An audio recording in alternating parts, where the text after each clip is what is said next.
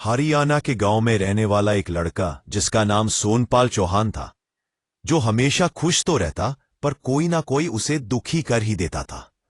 उसके पास किस्मत के अलावा कुछ नहीं था, वो भी उसका साथ नहीं दे रही थी। अब सोनपाल बहुत दुखी रहने लगा। अब वो नौकरी की तलाश में नोएडा आ गया, जहां उसकी दोस्ती उत्सव नाम के लड़के से हुई, जो उसी की तरह हमेशा खुश रहता और ऐसे लोगों की मदद करता जिसे उसकी जरूरत पड़ती। ऐसा करने से उसे अच्छा लगता था। अब दोनों दोस्त भाई की तरह रहने लगे। पर सोनपाल की किस्मत कहाँ साथ दे रही थी। एक दिन उसके घर से फोन आया कि उसके भाई को कुछ पैसों की जरूरत है, पर सोनपाल के पास इतने पैसे नहीं थे कि वो भाई की मदद कर सके, और वो उत्सव को बताने में झिझक रहा था। उसे लग रहा था कि उत्सव इतने पैसे देगा भी या नहीं, और क्यों देगा। उसने उत्सव को कुछ नहीं बताया। फिर अगले दिन घर से फोन आया तो उत्सव ने भी सुन लिया और उसने बोला, भाई तुम्हारी टेंशन मतलब हमारी पेंशन। और इतना कहते ही उसने सोनपाल के हाथ में 10,000 रुपए की कर्रारी गड्डी रख दी। अब उत्सव की इमेज सोनपाल की नजर में और बढ़ गई और वो उसे अपना बड़ा भाई मानने लगा, जो उम्र में उसे 2-3 साल ही बड़ा था। एक दिन उसके ऑफिस में एक काली लड़की आई, जो देखने में अच्छी भी नहीं थी पर हर किसी को लाइन मारती थी, और कुछ लड़के भी उसे मजे लेने के चक्कर में उसे दोस्ती कर लेते थे। और वो दिन भी आ गया जब उसने सोनपाल से दोस्ती करने की सोची। उसका ऐसा करने से सोनपाल भी खुश होने लगा, पर उत्सव समझदार था। उसे पता था कि ये लड़की उसका काट रही है। उसने सोनपाल को समझाने की कोशिश भी की, पर सोनपाल कहाँ मानने वाला था। उसके ऊपर प्यार का भूत सवार हो गया, जबकि उसको पता था कि उसकी किस्मत भी उसका साथ नहीं देती। फिर भी वो दिन रात उस लड़की के बारे में ही सोचता रहता था। और अब वो दिन आ ही गया जब सोनपाल का काटने वाला था। अगले दिन सोनपाल ने उस काली लड़की को रोते हुए देखा तो उसे रहा नहीं गया और उसने बोला, क्या हुआ।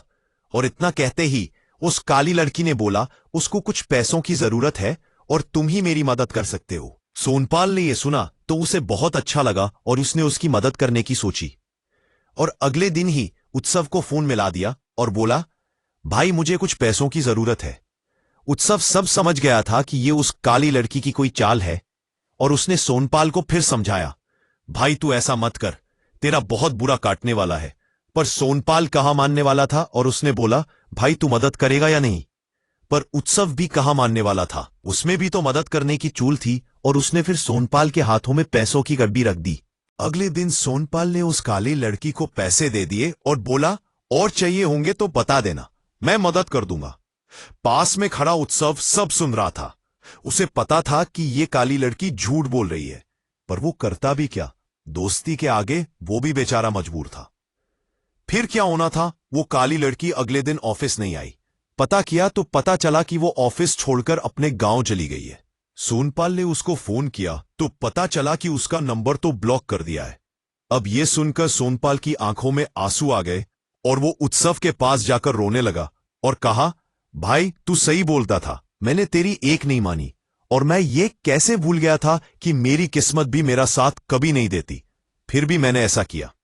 फिर एक दिन उसने ये सोचा कि मेरे साथ इतना बुरा होने वाला था, ये उत्सव को कैसे पता चल जाता था। उसने उत्सव के बारे में जाना तो उसे पता चला कि उत्सव कोई आम इंसान नहीं, वो एक ब्राह्मण है जिसे अच्छे बुरे का पहले ही पता चल जाता था। अब उसने उत्सव से माफी मांगी और उसके साथ रहने लगा। अब वो उत्सव से कोई भी बात नहीं छुपाता था।